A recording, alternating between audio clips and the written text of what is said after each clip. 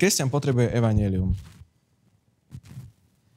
Stalo sa ti počas života taká vec 1, 2, 3, 4, 8, že vidíš okolo seba nových veriacich. Že niekto spozná Krista. Ty si ten veterán viery, hej? Veterán kresťanského života, veterán chodenia do zboru, veterán v modlitbe a tak ďalej. A vidíš tých ľudí plných sily, odvahy, odhodlania, do všetkého ten nový kresťan ide po hlave. On nerieši, že či to dobre vyzerá, nevyzerá. Ja nehovorím, že každý, ale tak to väčšinou je. A čo si kto myslí? Hľadajú odpovede, pýtajú sa noví kresťania také otázky, kde niekedy ako človek, veterán vo viere si povie, že toto ma nikdy nenapadlo a nepoznám na to odpoveď. Majú v sebe otázky, majú v sebe taký niekedy až doslova oheň. A ty sa teraz pozeráš a zamýšľaš sa nad sebou samým a poprosím obrázok. Prečo nie som taký ako za mladá? Prečo nie som taký ako ten mladý človek? Nemusí byť mladý, skôr mladý kresťan. Alebo nový kresťan. To je tá lepšia otázka, pretože sa ešte zamýšľame nad tým, že ako to s nami je. Horšia je odpoveď táto. Poprosím. Ach, nový kresťan, toho prejde. To je náboženstvo, hej. Toto keď ťa napadne, keď vidíš niekoho takého nadšeného a ty si ten v zbore, čo akože už má svoju stoličku. Ja teraz nikoho nemyslím konkrétne, ja to naozaj všeobecňujem. Ja sám mám svoju stoličku a sám som sa veľakrát pristihol pri tom, že OK, som dosť pohodlný. Prečo ten nový kresťan má viacej ohňa ako ja sám? Takže nový kresťan toho prejde. No, mnohí z nás sa dostanú, možno nie každý, hej, určite nie každý, ale niektorí z nás sa dostanú na miesto, kde si užívame bohoslúžby. Užívame si čas s bratmi a sestrami. Napríklad slúžime, hej? A je to pre nás to, že služba. To je jedno, či si vo chvále, to je, či si pastor, či si čokoľvek. Služba nie je len v cirkvi, služba je aj v živote. Služba nie je len cirkevná, hej? Služba je to, že slúžime, kde sme. Ale, keď hovorím o zbore, tak zvykli sme si na čas s bratmi a sestrami, aj nejaký čas s pánom máme, hej. Aj zároveň sme ale vyťažení svojim vlastným životom, vyťažení prácou a nejak tam nie je tá motivácia ako za mladá. Ale že takto to je a funguje to nejakým spôsobom.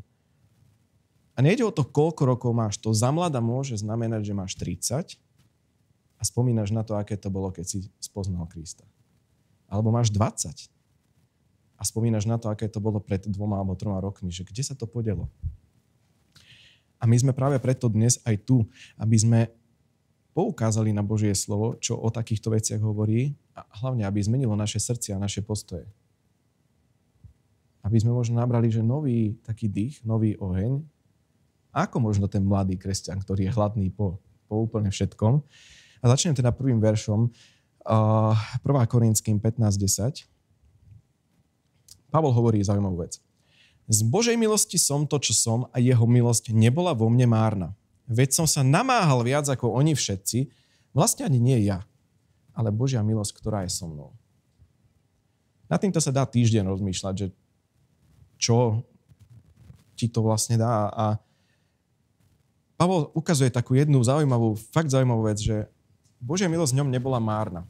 To znamená, že tá milosť, ktorá jeho zmenila, tak to bol ten oheň a tá motivácia, ktorá ho hnala celý život až do smrti. Ja to vysvetlím hlbšie. Jeho doviedla k zmene, k skutkom, ktoré oslavovali Krista. Sám Kristus ho zmenil.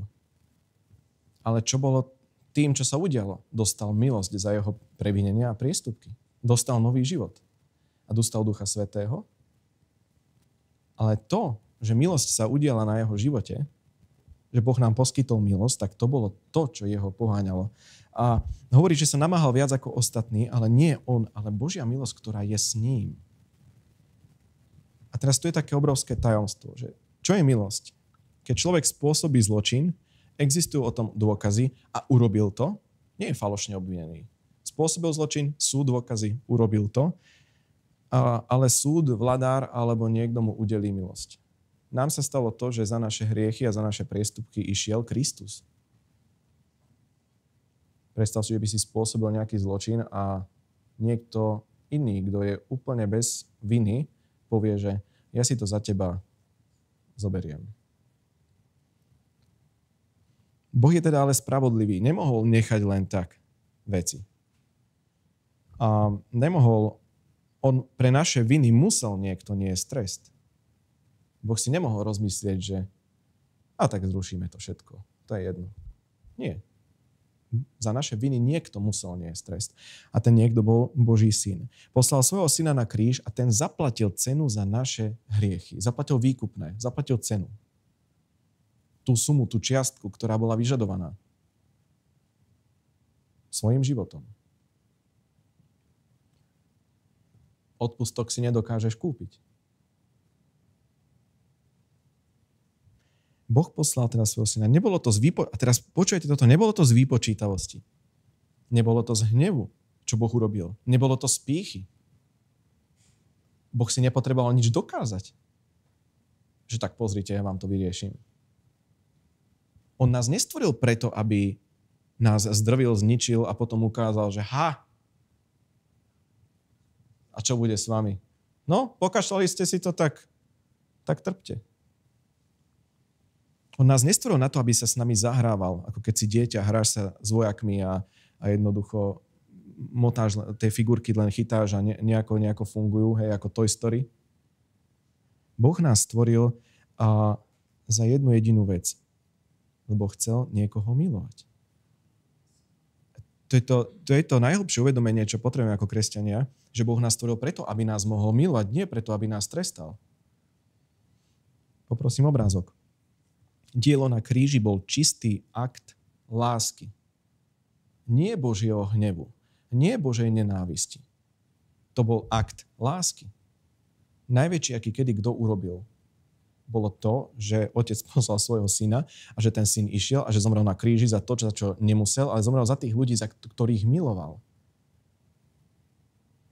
Hej, kto položí svoj život za svojho brata a tak ďalej.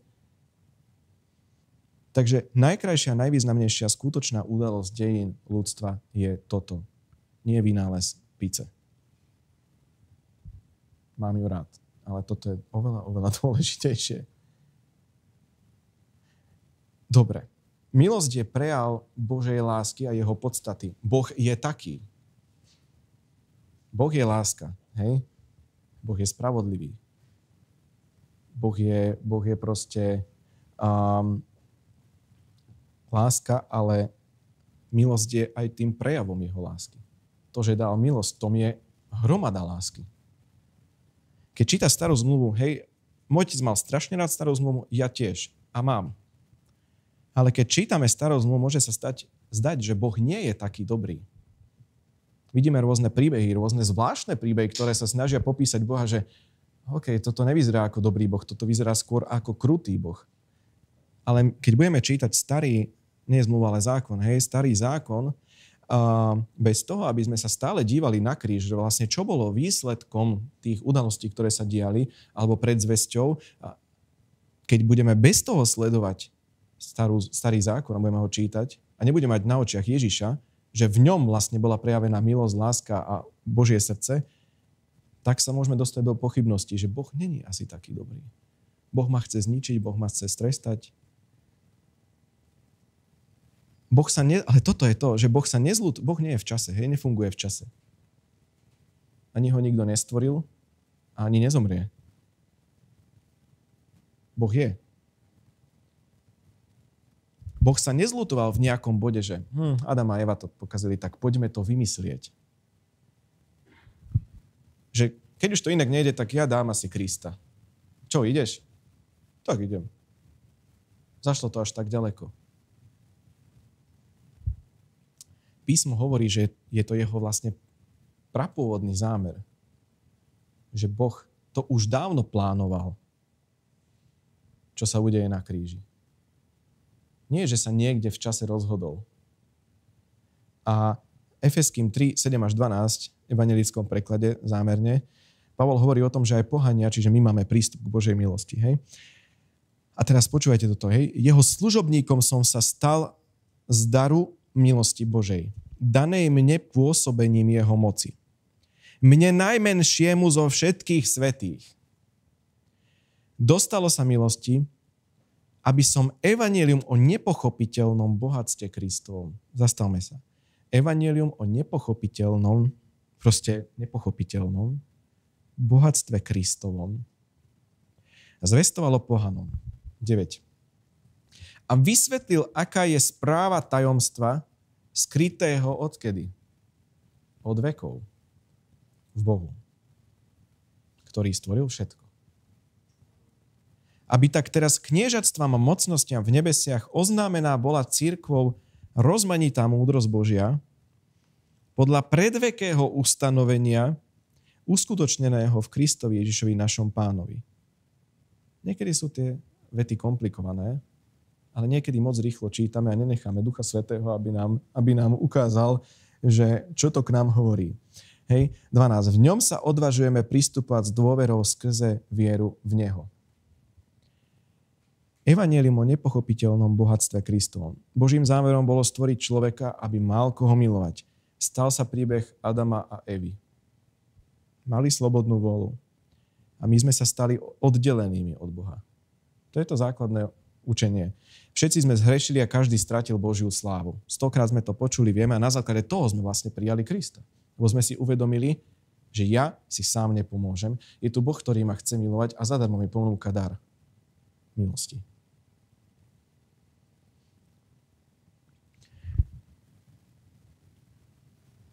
A teraz, to, že každý zrešil a stratili sme Božiu slávu, priateľ, sestra, brat, priamo hovorím, to je minulosť. Už tvoja. Ten, kto je v Kristovi, sa nemusí pozerať na to, čo bolo predtým. Lebo písmo hovorí, že v ňom sa odvážujeme pristúpať s dôverou skrze vieru v Neho. Kam? K Bohu. K trónu milosti. Pretože sme uverili v toho Krista, ktorého Boh od vekov poslal a my sme mohli byť ospravedlnení z našich hriechov. Akýkoľvek človek bol. Kristovi si dostal mnoho darov. A jeden z nich je aj to, že s dôverou môžem k Otcovi pristupovať. Že nepotrebujem prostredníka mimo Krista. Hej? Že nepotrebujem si to zaslúžiť. Nepotrebujem konkrétne miesto a čas. Nepotrebujem konkrétnu búdu. Nepotrebujem správnu konšteláciu hviezd, kedy môžem k Bohu pristúpiť. K Bohu môžem pristúpiť tam, kde práve teraz som. A môžem mu vzdať vďaku. A kto za to môže? Veľkňaz a veľvodca nášho vyznania, ktorý sa neustále prihovára za nás. A k Otcovi vieš kedy pristúpiť, keď nevieš ovládať svoje emócie. K Otcovi môžeš pristúpiť, keď si není na seba hrdý. K Otcovi môžeš pristúpiť aj vtedy, keď sa ti darí. A mali by sme aj vtedy pristupovať. Vtedy, keď si veselý, vtedy, keď nič nepotrebuješ práve. Lebo máš všetko materiálne a možno aj duševné. Aj vtedy môžeš pristúpiť k Otcovi. Aj vtedy, keď práve nemáš nič. Nie naše postavenie a nie dokonca aj naše emócie bránia k tomu, aby sme mohli k Otcovi pristúpiť. Tou zábezpekou je Kristus. Takže predstav si, keby každý jeden z nás, kresťanov, si toto uvedomujeme naplno. Keby nepochybujem o mojom Bohu, keby s ním trávim čas, nechávam zmeniť svoje srdce a potom v tej láske a z motivácie, ktorá sa volá milosť, robím to, čo robil Kristus, ako by vyzeral svet. Keby keď sa jedná o politiku alebo globálne témy, sa kresťania nehádali, ale povedali si, ty máš taký názor, ja taký, máme sa radi. Poďme ukázať ľuďom, ktorí možno hania Boha alebo zatiaľ nespoznali Boha, že aj napriek rozdielnym názorom sa dá vychádzať, lebo spoločným našim menovateľom je úžasný Kristus. Pavol teda hovorí, že jeho motivácia pre všetko, čo robil, čo dosiahol, čo odžil a nakoniec aj to, prečo vlastne zomrel, bola zvesť o Kristovi. Bolo to, že Kristus mu odpustil hriechy a zmenil jeho život. Že dal do ňoho Ducha Svätého. A to bolo jeho motiváciou. Nie, aby si to zaslúžil, ale práve to, že sa to udialo, tak on to chcel robiť. A teda noví kresťania majú veľakrát ten, nazvem to, že dobrý postoj. Hej? Čo všetko môžem spraviť? Čo všetko sa dá spraviť? A my v úvodzovkách starí kresťania ich niekedy zahasíme. A nebuď taký horlivý. Ty ešte na to prídeš, že to nie je také jednoduché s ľuďmi. Ako vyzeráš? Prezleč sa. A tak ďalej. Čo je to? To je náboženstvo. A my niekedy sami vytratíme ten takzvaný oheň a len ideme takouto konštantnou vlnou, že nejako veci budú. Ďakujem Bože, že ma miluješ. A to je skvelé. Je dôležité si to uvedomiť. Ale pre Pavla motiváciou bolo to, že ho Boh miluje, že má milosť. A čo Pavol na konci vlastne svojho života povedal? Dobrý boj som dobojoval, beh viery som dokončil.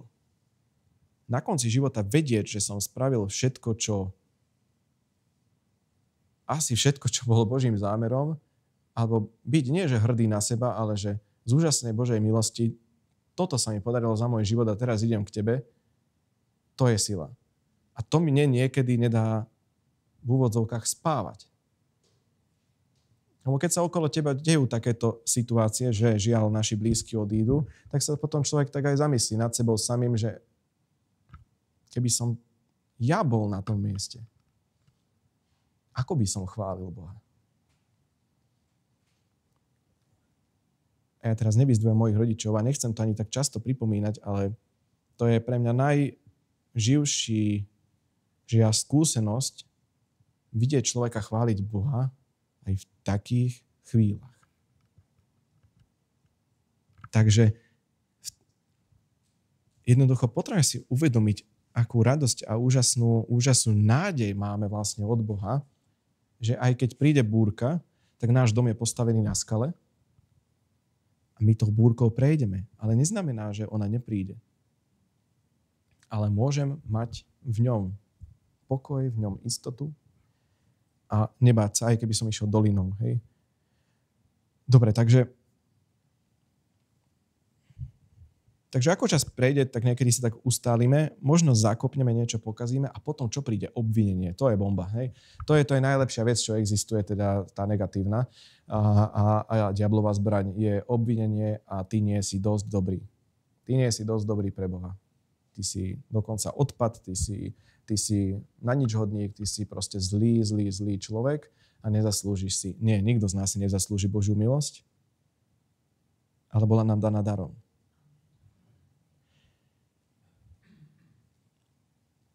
Jednou teraz z diablových taktík je, aby sme o sebe uverili, že Boh to s nami vzdal. A že sme tak hrozní, že nám už nie je pomoci. Že Boh to so mnou už vzdal.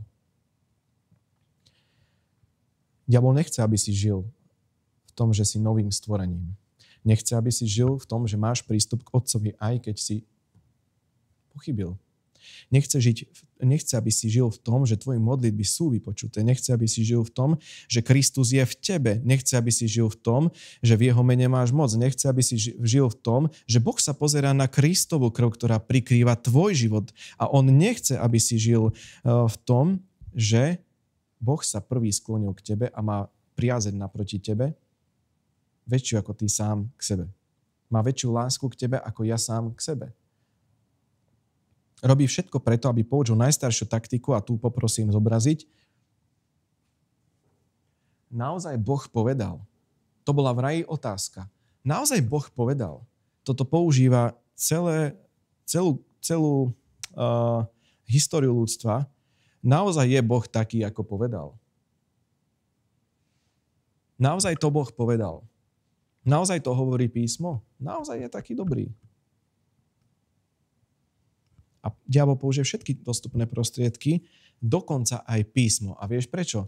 Lebo to použil aj pri Ježišovi, keď ho pokúšal. Dokonca aj písmo dokáže použiť, aby si ty bol v odsúdení, že už pre teba nie je jednoducho nádej a nikdy sa nezmeníš. Chce, aby si uveril, že nikdy sa nezmeníš. Síce si sa trošku zmenil, keď si uveril, ale teraz je to už s tebou úplne stratené. Ty už teraz nemáš nádej. Už si to veľakrát pokazil. Veľakrát si nepočúval. Nie si dosť dobrý. A chce, aby si uveril, že Boh nie je tak dobrý. Aby si uveril, že Boh ti neodpustil. Kto zažil tento kolobeh? Nemusíte dvíhať ruky, kto chce. Kto zažil tento kolobeh? Hej? Ja hej. A preto práve nadpíš, že aj kresťan potrebuje počuť evanjelium. Pretože patrí aj tebe, nie len nespaseným ľuďom. Máme ho šíriť. Je to našou úlohou hovoriť ľuďom o Kristovi. Ale ako môžeme šíriť niečo, čo my sme možno sami časom nejako začali o tom pochybovať? Alebo ako môžeme šíriť niečo, čo v nás už nie je také živé? Šíriť vieme tie veci, ktoré sú pre nás totálnym nadšením, že jednoducho ja viem, že mne Boh dal milosť. Ja viem, že mám odpustené hriechy. Ja viem, že pre mňa nie je už zatratenie. A ja chcem, aby si to vedel aj ty. Ja viem, že nie som odlúčený od Boha. A chcem, aby si aj ty bol s ním znovu zjednotený. Na veky. Večný život. A preto sa potrebujeme povzbudzať v tomto. Nie len komplikované teologické témy, nie len veľa učenia, ale prijať tieto veci do srdca, aby tam jednoducho boli. A toto patrí aj tebe. Boh má o tebe ďaleko lepšiu mienku ako ty sám. Boh si o mne oveľa lepšie veci myslí, ako ja si myslím o sebe. A túži, aby sme žili a kráčali v jeho láske. Hej? Stvoril nás preto, aby nás miloval. Zmyslom života je zjednotiť sa s Bohom vďaka Kristovi a ponúknuť to iným ľuďom. Čo iné je zmyslom života? Užiť si tých 70 až 100 rokov. Na to máme inak celú večnosť. V podstate, keď si to zoberieš, užiť si to byť vlastne sám sebou. Ale zmyslom je vlastne byť s Otcom. Byť s ním zjednotený a žiť ten hojný život, ktorý Ježiš hovoril. A lenže, poprosím obrázok, je ťažké hovoriť evanjelium o nekonečnej láske, keď to nežijeme. Keď nekráčam v tej nekonečnej láske. A to nie je, ako aj Pavol hovorí, nie je zvolenie k tomu, aby sme robili naozaj, čo chceme. Práve to má byť motiváciou, že tak poďme robiť to, čo prinesie pokoj, prinesie lásku, prinesie spásu pre iných. Je ťažké, keď nežijeme denne v jeho milosti a nepripomíname si za každým, kto zomrel na kríži, kto tak rozhodol a čo bolo cieľom. Poprosím, text pesničky, hej? No. Rozpomeň sa, naša taká obľúbená celkom, teda moja, hej? Rozpomeň sa na Pánovu dobrotu, nebudem to spievať, ale Kamil by mohol. Rozpomeň sa na Pánovu dobrotu, rozpomeň sa na jeho ochranu. Poďme ďalej. Lebo jeho vernosť k nám a milosť ako nebo je vysoká. Veľká je jeho milosť k nám. Ďalej. V búrkach je našim pevným hradom, vo výchrici pritúli nás. Ďalej. Ja viem, že toto nie je že priamo písmo z Biblie, ale ku všetkému nájdeš biblický verš. Ako ďaleko je východ, tak ďaleko zahadzuje naše hriechy, neminie sa jeho milosť voči nám. Ďalej, čo tam je ešte? To je všetko, áno. Hej, tá je celkom krátka. Krátka, ale extrémne hlboká. Ako ďaleko je východ, tak zahadzuje naše hriechy, neminie sa jeho milosť voči nám. Budeme to aj čítať potom. Ale ja som tak hrozný človek. No dobre, však práve preto za nás Kristus zomrel. Lebo každý zhrešil a každý stratil Božiu slávu. List Galatianom 1:13 až 16. Hovorí Pavol o tom, prečítam to. Veď ste počuli, ako som si kedy počínal v židovstve, že som nadmieru prenasledoval a nivočil Božiu cirkev. V židovstve som prevýšil mnohých vrstovníkov zo svojho rodu, lebo som viac horlil za podanie svojich otcov. V preklade čo robil Pavol? Zatkínal kresťanov a tí boli čo? Buď uväznení, alebo horšie.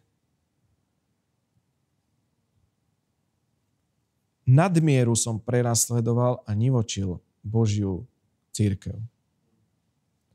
Tu v Galackým Pavol teda opisuje, ako sa stal apoštolom. To je inak celkom paradox. Tie dva životy, keď si tak zoberieš. Pozri jeho minulosť. Bol na strane tých, ktorí prenasledovali cirkev a konal veci hrozné. Spôsoboval, že veriaci trpeli pod tým, čo on robil. Keď sa obrátil, tak oni sa báli s ním nadviazať niektorý kontakt. A teraz pozeraj to uvedomenie od 15. verša. Keď sa však tomu, ktorý si ma vybral od lona matky, to je ten Dávidov žalm, hej? Utkal som ťa v lone matkinom. Poznal som ťa predtým. Každú jednu tkanivo bunku jednoducho Boh zošil, keď si to tak zoberieš. Keď sa však tomu, ktorý si ma vybral od lona matky a svojou milosťou povolal, zapáčilo zjaviť vo mne svojho syna, aby som o ňom zvestoval evanjelium medzi pohanmi, už som sa neradil s telom a krvou. Zjaviť vo mne svojho syna. Čo to znamená? Že Pavol žiaril, že bol ako neonka? Nie. Že to, ako žil a to, čo robil, zjavovalo Krista. To, ako hovoril, to, ako konal, to, čo žil, zjavovalo Krista. O tom hovorí 1. Jánov list. Hej, aby som o ňom zvestoval evanjelium medzi pánmi. Takže jemu sa zjavil Kristus, poznal ho a zmenilo mu to život. Stalo sa to aj nám. A Boh nám dal milosť. Máme večný život. Ale predsa zápasíme, mali by sme sa usilovať, bežať, mali by sme chcieť. A práve preto sme aj tu na tomto mieste, aby sme sa práve k týmto veciam povzbudili. Že keď niekto z nás možno mu dochádzajú sily, alebo upadá, alebo čokoľvek, aby sme sa povzbudili. Aby sme sa nasmerovali. Aby sme sa potiahli. A nie, že ten už je taký, no. Ja som ten kresťan, ten dobrý. Vieš, ten brat a sestra, no, není sú moc, takí sú rôzni a nie. Ako ti môžem pomôcť? Čo sa ti deje? A ty ani nevieš možno, čo ten človek zažíva. Neviem, prečo ukazujem tam, ale asi je za to, že tam nikto nesedí, aby som na niekoho z vás... Ty nevieš, čo ten človek zažíva. Všetko, čo dokázal Pavol, čo prekonal, pretrpel, nebolo hnané zaslúžením si Božej lásky ani pochvalou od ľudí. Podľa toho, čo čítame v písme, Pavla toto nezaujímalo. Bolo to poháňané z Božej milosti, lásku, ktorú pocítil od Otca, keď mu Kristus zmenil život a odpustil mu jeho hriechy, je to, čo poháňalo Pavla v slabostiach aj vo víťazstvách, pretože Kristus sa prvý rozhodol milovať každého z nás, tak ako Pavla. Že Kristus sa najprv rozhodol milovať Pavla, až potom Pavol jeho. Najprv sa mňa rozhodol milovať, až potom ja jeho. Najprv sa teba rozhodol Kristus milovať, až potom ja jeho.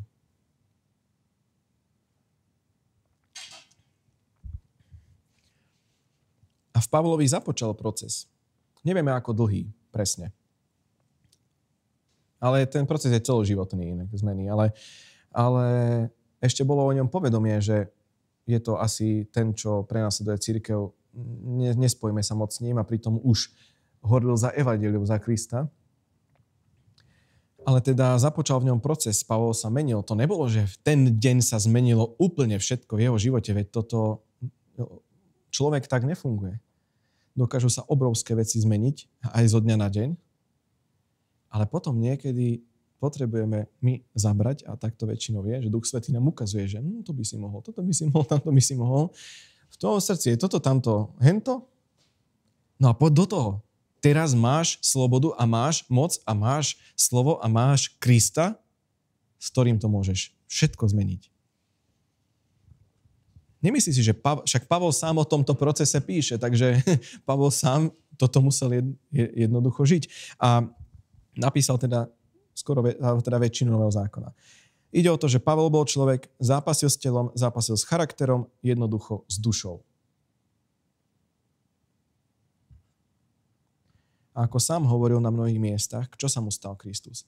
Jeho spravodlivosťou, vykúpením, posvetením a múdrosťou. To Pavol vedel. Sám hovoril, že sme novým stvorením? Prečo by sme mali chcieť staré chodníčky? Draho sme boli vykúpení, že nežijeme už my, ale žije v nás Kristus. Veď sme získali vieru, nádej a lásku a vyberme si tú vyššiu cestu. Ukážem vám vyššiu cestu a to je láska. Tú dôležitejšiu cestu, ktorou sa máme vydať. Pánov duch, Duch Svätý viedol Pavla. Bol v ňom. Naplnil ho. To vedenie, aké mali títo starí kresťania, je rovnaké aj teraz od Ducha Svätého. Duch Svätý je tu. Každý z nás je vedený. Len otázne je, že či sa necháme. A to je osobne vlastne otázka pre každého z nás dôležitá, lebo možno sme v bode, keď sme prestali vnímať. Že možno na začiatku, keď človek proste uverí a potom pokračuje a je krmený Božím slovom. Najprv mlieko, potom tuhší pokrm a tak ďalej. No a možno v nejakom bode nás zahltil život. Pozri,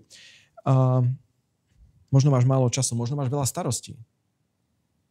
To nie je niekedy my sa pozrieme na druhých kresťanov, že ten nechodí, lebo to a to. No, čo keď má veľa starostí? Čo keď možno potrebuje pomoc? Čo keď je toho na ňo veľa?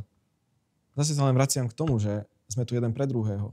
Nie, aby sme odsudzovali našich bratov a sestry, ale teraz naspäť k tej téme. Ale pravdou je, že aj keď je málo času, inak sa to nedá vlastne povedať len v 3 slovách. Urob si ho.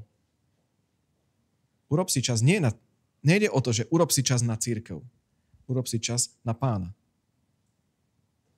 Urob si ten čas. Myslím, že neviem to presne. To je jedno. Potom to poviem. Pozri. Pravidelné chodenie do posilovne a správne cvičenie nejaký výsledok prinesie. Hej, to isté pri diete, to isté pri objemovke, keď cvičíš napríklad, aj opačný prípad, hej. Alebo hodiny klavíru, hodiny gitary, hodiny bicích. Čo spája tieto veci? Keď chceš niečo dosiahnuť, a berte to trochu s rezervou, a nestane sa to automaticky. O to viac vzťah s Pánom sa nestane z mojej pasivity. Mám slobodnú vôľu. Ale ja si potrebujem, a je to tak ako pre mňa, tak ako pre každého, je to pravda, že ja si potrebujem vytvoriť ten vzťah. Ja potrebujem investovať a niekedy, ja si potrebujem rozkázať. No ale ja nemám 3 hodiny. Kto hovorí, že potrebuješ 3 hodiny? No ale ten Boží služobník, on každý deň 3 hodiny. No dobre, ale možno na začiatku netrávil každý deň 3 hodiny. To, kde sme, máme prístup k Bohu. Šoféruješ. Si doma ráno, máš nejaký čas. My to potrebujeme, hlavne v tejto rýchlej dobe. A plus sociálne siete, tak to je katastrofa. Ja nehovorím, že sú zlé, len hovorím, že ako prinášajú ešte väčší zastretie mysle, aby sme vlastne trávili čas s Pánom, aby sme počúvali Ducha Svätého, aby sme sa nechali viesť, aby sme si vyhradili ten čas a mineme ho niekde inde.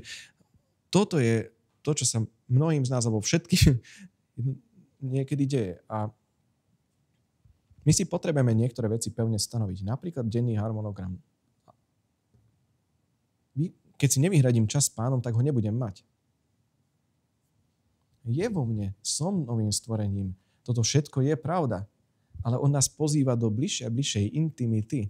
A vyhradiť si ten čas, pretože Ježiš by Pozri Ježiša. Kde trávil Ježiš čas? V Getsemanskej záhrade, na rôznych iných miestach. S kým? Veľakrát sám. S kým? S Bohom Otcom. Prečo to robil Boží syn? No to je jedno, prečo to robil. No, keď to robil on, tak by som to mal robiť aj ja. Keď to on potreboval v ľudskom tele, aké dôležité to potom musí byť pre mňa tráviť čas s Bohom Otcom. Ježiš by nemal byť len ďalší bod v programe nášho života. Že mám také záložky a jednou z nich je dobre Ježiš, tak si to zaradím túto. Jedna vec je mať v harmonograme dňa modlitbu, mať trávenie čas. Ale druhá vec je, keď Ježiša samotného beriem ako doplnok. Ale Ježiš sa stal našim životom. Pavol hovorí, že nežije už on, ale žije vo mne Kristus. Nie je neskoro na to, aby sme sa znovu vrátili k tomu, aké to bolo na začiatku. Aby som mal ten drive, aby si mal ten oheň. A keď si uvedomíš tú milosť, hej, čo vlastne znamená tá milosť v tvojom živote? Dobre, ale mne sa práve nedarí. Sú údolia, sú problémy. Ježiš, keď hovoril príbeh o dvoch domoch, tak hovoril, že prišla búrka na obidvoch. Jeden bol na piesku, druhý bol na skale. Ale tá búrka, Ježiš nehovoril, že on ju zadrží. Tá búrka niekedy v živote príde. Ten problém niekedy príde. Tie ťažké situácie prídu. Ale tam vidíme to, že kde sme vlastne ukotvení. Presne tak. Ako som hovoril, že v LA, hej, v Kalifornii, na tom Hollywood Hills, či ako sa to volá, kde stavajú tie drahé veľké vily, tak vrtajú 14 metrov do zeme a zapúšťajú betonové piliere, aby keď prídu otrasy, lebo tam je tá nejaká tektonická doska, zvyknú tam byť zemetrasenia, tak aby tie domy sa nezosunuli z kopca dole. Tak vrtajú až na skalu a ukotvia tam špeciálnym spôsobom tie vily. A tie sú veľakrát zo sadrokartónu, hej, ale akože to podložie domu je tam pevne ukotvené. A ja chcem byť taká vila. Aj taká pekná, kľudne, ale a taká uprataná, hej, aj to srdce je také upratané ako tá vila. Ale chcem byť ukotvený tam, lebo to zemetrasenie možno príde v mojom živote. Takže nie je neskoro na to, aby sme sa k tomu vrátili. Takže tá milosť, hej, uvažovať nad tým, doslova, viem, že niekoho vystrašuje to slovo, že meditovať, hej, ale to ide rozímať je možno ten ekvivalent. Rozímať nad tým, čo znamená Božia milosť pre môj život. Nájsť tie pasáže v písme a nad týmto premýšľať. No ale ja potrebujem 4 kapitoly prečítať. Nie, možno nepotrebuješ. Možno Duch Svätý ťa zastaví práve na tom jednom verši a budeš ho hltať, premýšľať nad ním týždeň. Nevieš ako. Ale je dôležité, aby sme na týchto veciach stavali a na tomto ukotvili svoj život. Na kom? Na Kristovi. Na vzťahu s ním. A toto v tebe môže spôsobiť to, že neostaneš chladný, ani vlažný, ani smutný. Ale že sa ti zjaví tá milosť, do ktorej nás povolal. Pozri, Náreky 3, 21, 23. Hej. Na toto si však upriamím srdce a na toto budem čakať. Na prejavy Hospodinovej milosti, že neprestávajú, že nekončia dôkazy jeho zľutovania. Každé ráno sú nové, nesmierna je tvoja vernosť. Mňa veľmi dostal hlavne ten prvý verš. Na toto si však upriamím srdce a na toto budem čakať. To bolo rozhodnutie. Keď si prečítate celú tú kapitolu, tak nie je moc veselá a samotná kniha sa volá Náreky, čiže zjednodušene povedané, sú tam aj také pasáže. Ale tam je to rozhodnutie, že na toto si však upriamím srdce. Bože, prosím, upriam moje srdce. Nie. Ja si na toto upriamím svoje srdce. Ja investujem svojho vnútorného človeka, zameriam na koho? Na Boha, na jeho milosť a na jeho lásku. V čase, keď je neideálne počasie. Ale aj v čase, keď bude ideálne počasie. Nech som ukotvený ako tá vila. A čítali sme doma, a teda ja som to videl na Instagrame som to videl, potom sme čítali proces výroby popcornu a to je taká špeciálna kukurica vraj. Som myslel, že to sa dá hociakej, to som inak ja nevedel. A myslím, že ako dieťa som sa snažil normálnu kukuricu takú tú. A dobre, to je jedno, nebudem vás s tým zaťažovať. Proste, kukurica. V nej je malá kvapka vody. To je celkom sranda. Vnútri každej popcornovej kukurice je malá kvapka vody. Šláhneš to do mikrovlnky a čo sa deje? Mikrovlnka zohrieva spôsobom, že zohrieva od stredu von. Preto veľakrát polievka je na vrchu studená a vnútri horúca, čo je absurdné, ale takto zohrieva mikrovlnka. Tá voda sa zmení na paru a tá para spôsobí to, že popcorn vybuchne. A popcorn predtým bola hnedá kukurička a keď vybuchne, je z nej proste biela vec. Popcorn predtým vyzeral úplne inak a po explózii je z neho úplne niečo iné. Doslova, že na nerozoznanie. Nie preto, že by sa zohrial vonkajšok a ten popcorn by sa zvonka zmenil. Tá zmena prešla znútra. Z najhlbších útrob popcornu vznikla zmena.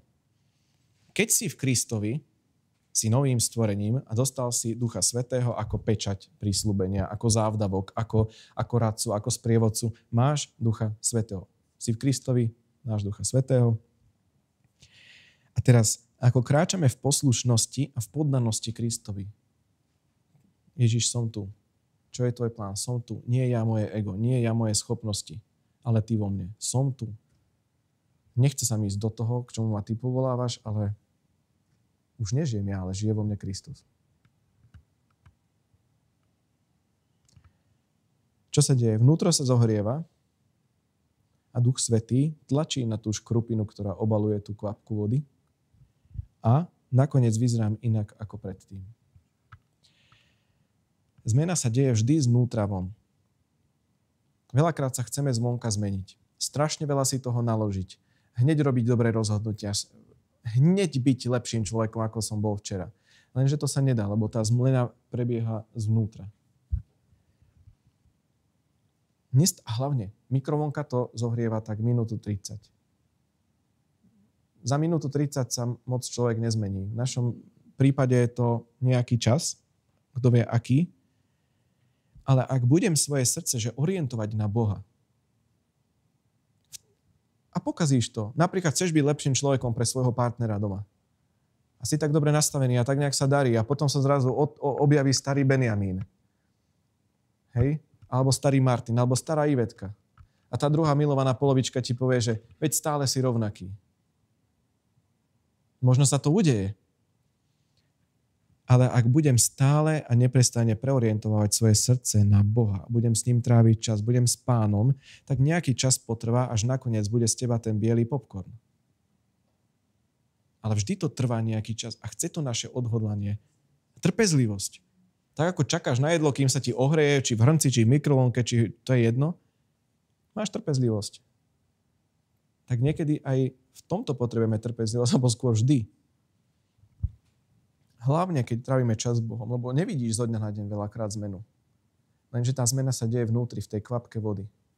A Duch Svätý to pekne zahrieva. Zahrieva, až zrazu sa pozrieš od 2, 3, 4 mesiace, pol roka späť a že wow.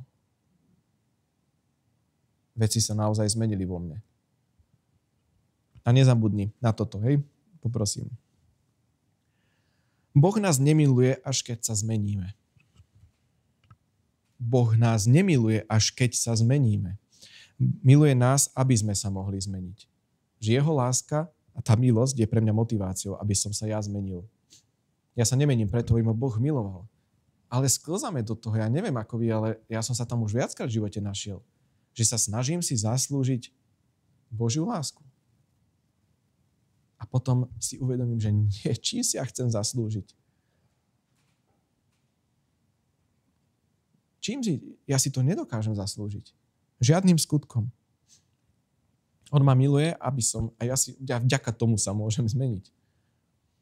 A druhá vec, nepracujeme pre Božiu náklonnosť k nám. Boh ma nebude mať radšej ako iného kresťana za to, že budem sa viac modliť. Boh ma nebude mať radšej ako iného brata, sestru v Kristovi, že budem lepšie slúžiť. Nemá nás to viesť k pasivite, ale skôr k tomu, že to je skvelé. A ja teda môžem sa snažiť tak, ako vládzem, tak, ako viem a robiť všetko, do čoho ma Duch Svätý povolá, ale nerobím to kvôli tomu, aby Otec bol na mňa hrdý a povedal, že tak teraz ti je odpustené. Ale že on mi povedal, je ti odpustené, si so mnou v spojení a dieťa, celý svet je pred tebou a hovor, že môžu to mať aj iní ľudia a slúž a rob. ale budem ťa rovnako milovať, lebo nikto ťa neodlúči od mojej lásky. Takže pracujme z lásky. Nie pre lásku. Niektoré deti tak vyrastajú, že si zasluhujú lásku rodičov, ale Boh nie je človek, aby klamal. Hej? Boh nie je človek. Takže my si nemusíme to, čo možno máme naučené od rodičov, že zaslúžiť si niečo, ty si u Boha nemusíš nič zaslúžať, lebo si ani nezaslúžiš. To je jedna vec. A druhá vec je, že on povedal, že je dokonané. V Kristovi máš. A jeden pastor dal taký zoznam veršov a ja som si to dovolil zoradiť. Aj kresťan potrebuje počuť evanjelium. A ja vám to potom dám, ten zoznam. Je ti odpustené. Nie si už otrokom hriechu. Si súčasťou Božej rodiny. Si Božie dieťa. Si prijatý Kristom. Si slobodný. Si novým stvorením. Si vyvolený, svätý a nepoškvrnený. Si pri neho vzácny. Si nenahraditeľný. Pre teba sa oplatí zomrieť. Si chrámom Ducha Svätého, si oddelený, si slobodný od odsúdenia. Ešte tam je, myslím. Si hotový, prišiel si k dokonalosti, to hovorí Koloským. Prišiel si k dokonalosti. Veď, ale ja som tak hrozný človek. No Boh si o tebe myslí, že si dokonalý, spravodlivý a svätý. Lebo Kristovo dielo a jeho krv to spôsobila. Si majstrovským Božím dielom. Si milovaný. A tento zoznam mňa veľmi cez týždeň potešil a je to zábava si to potom aj čítať. Takže ja vám to potom posuniem a môžeme nad tým rozímať a vidieť, že ako nás Boh miluje a že čo vlastne v Kristovi sme všetko získali.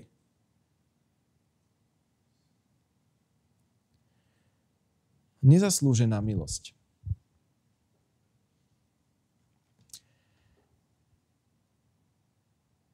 Ešte prečítam Efeským.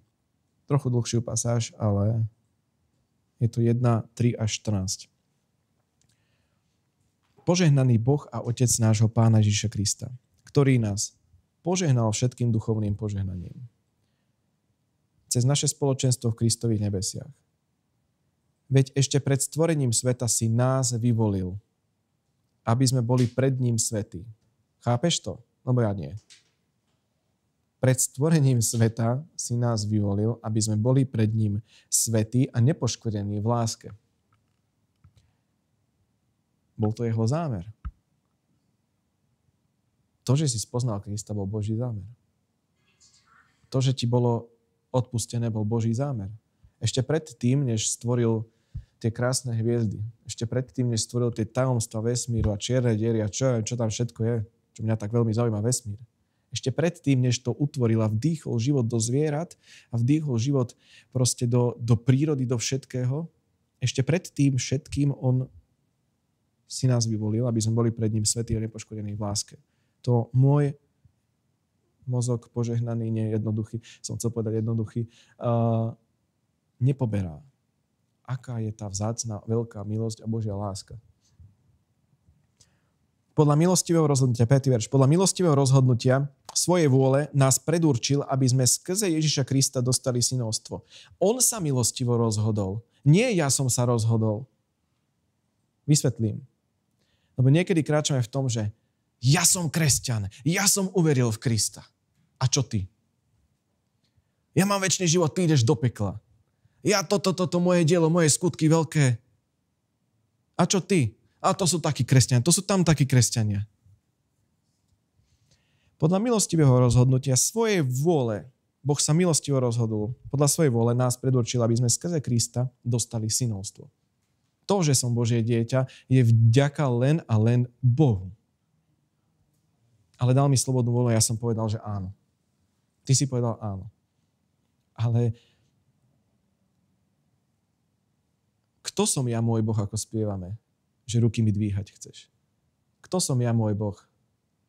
Že pamätáš na mňa stále. Kto som ja, môj Boh? Nepamätám si ten 3. verš. kto som ja vlastne? No Božie dieťa. Ale z koho vôle? Z milosti vôle Boha Otca, hej? Samotného Boha. 6. verš. Na chválu a slávu jeho milosti, dostali sme synovstvo, na chválu a slávu jeho milosti. Takže to, že som dostal synovstvo, je na chválu a slávu jeho milosti, ktorou nás obdaroval v svojom milovanom synovi. V ňom máme skrze jeho krv vykúpenie a odpustenie hriechov. Podľa bohatstva jeho milosti. Ja som si zaslúžil odpustenie mojich hriechov. Ja som dosť dobré veci urobil vo svojom živote, že moja karma sa naklonila na dobrú stranu. Nie. Podľa bohatstva jeho milosti, ktorou nás zahrnul vo všetkej múdrosti a rozumnosti, keď nám dal poznať tajomstvo svojej vôle. Podľa svojho milostivého rozhodnutia, v ktorom si predsavzal, že podľa plánu, tak si predstav taký ten modrý plán, kde je náčrt, hej, väčšinou sa vo filmoch lúpia banky, hej, s takými plánmi, ale Boh mal svoj plán, že až sa naplní čas, zjednotí v Kristovi ako v hlave všetko, čo je na nebi i na zemi. V ňom sme sa stali aj dedičmi, predurčenými podľa rozhodnutia toho, ktorý koná všetko podľa zámeru svojej vôle. Keď toto nás nedostane na kolená v úcte pred Bohom, takto zle postavená veta. Toto nech nás dostane na kolená v úcte pred Bohom. 12. verš. Aby sme boli na chválu jeho slávy. Že ja a môj život budú na jeho chválu. My, ktorí sme už predtým mali nádej v Kristovi. A teraz hovorí Pavol, hej. V ňom ste aj vy, ktorí ste počuli slovo pravdy, evanjelium o svojej spáse a uverili ste mu, dostali pečať prisľúbeného Ducha Svätého. To sme dostali. Ten, kto je v Kristu, dostal pečať prisľúbeného Ducha Svätého. A 14. verš je úžasný. Ktorý je zárukou nášho dedičstva na vykúpenie tých, ktorých si získal na chválu jeho slávy.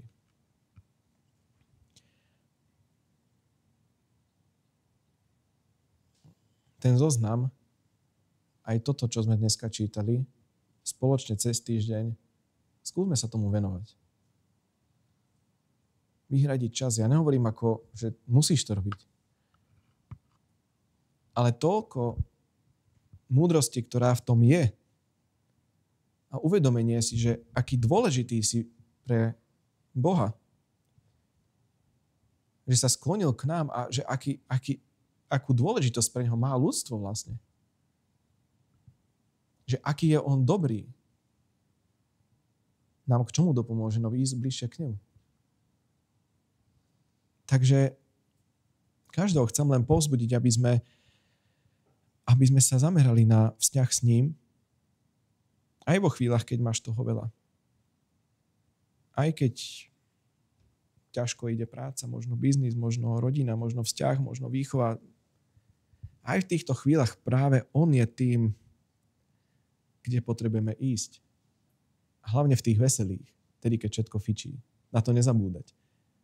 Ale že byť s ním, nechať sa meniť proste, ako sme hovorili, nechať sa transformovať a potom robiť to, čo Ježiš. Prinášať lásku, rozširovať ten stôl, kde pozveš ľudí a kde zdieľaš Krista, zdieľaš evanjelium. Že neprinášaj rozdelenie, ako možno niekedy v živote si to robil. Mne sa to podarilo párkrát, priniesť rozdelenie na miesto spojenia. Za to, lebo ja som ten kresťan, ja mám pravdu. Ale ja to vždy budem opakovať. Krista milovali hriešni ľudia a nenávideli ho zákonníci a farizei. Tak keď ťa nenávidia zákonníci a farizei, milujú ťa hriešni ľudia. Dobre. To tým chcem povedať, že máme tu byť pre ľudí a mala by z nás vyvierať láska naproti ľuďom. Iným ako my. Inak vyzerajúcim ako my. V iných komunitách, k tomu potrebujeme dospieť, aby... A niekto z nás to už možno má. Ale že vyviera z teba láska naproti ľuďom. Že tvoje srdce je zlomené naproti ľuďom. Že moje srdce je zlomené naproti ľuďom.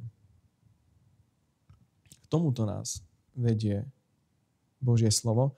Takže ja som toto chcel teda povedať. Nezaslúžená, ale prijatá milosť. To je dôležité. Nezaslúžená, ale prijatá. Nie len vedieť, že si ju nezaslúžim, ale musíme ju aj prijať.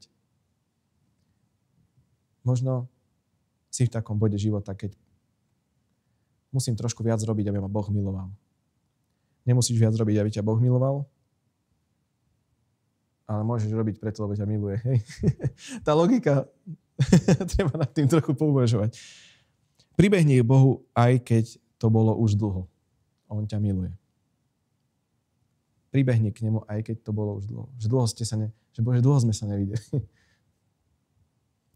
Stále sa môžeš ešte zmeniť a zažiť nové veci. Bez ohľadu na tvoj kresťanský vek a bez ohľadu na tvoj skutočný pozemský vek. Stále môžeš zmeniť a zažiť nové veci a vybuchnúť ako popcorn. Niekedy aj tá stará kukurica vybuchne. Prepáčte, to bol taký humor. Za teba je zaplatené, tak to uchop a choď v tom. Je za teba zaplatené? Je. Máš to? Máš. Ešte si prečítaj ten zoznam veršov a potom choď a uchop to. Tak toto som vám chcel dneska som vás týmto chcel povzbudiť a rado sa stalo. A nakoniec by som chcel ešte pomodlíme sa Efeským a modlitbu. Spoločne budem hovoriť, kľudne po mne opakujte, kto ako chce a týmto zavrieme dnešnú bohoslúžbu. Takže prosíme ťa, Otec, aby si nám, keď ťa poznávame skrze Krista, dal ducha múdrosti a zjavenia, aby si osvietil oči nášho srdca, aby sme vedeli, k akej nádeji si nás povolal, aké je bohatstvo slávy tvojho dedičstva medzi nami svätými a aká je nesmierna veľkosť tvojej moci pre nás, ktorí veríme, tak, ako v nás pôsobí tvoja mocná sila. A preto zohýňame pred tebou kolená, Otec, od ktorého má meno každý rod na nebi i na zemi, aby si nás podľa bohatstva svojej slávy posilnil mocou skrze svojho ducha na našom vnútornom človeku, aby Kristus skrze vieru prebýval v našich srdciach, aby sme tak zakorenení a upevnení v láske mohli so všetkými svätými pochopiť, aká je to šírka, dĺžka, výška a hĺbka a poznať Kristovu lásku, ktorá prevyšuje poznanie. A aby sme sa dali naplniť Božou plnosťou. A ďakujeme ti, že ty robíš oveľa viac, ako my prosíme a rozumieme. Ďakujeme ti za to. Amen.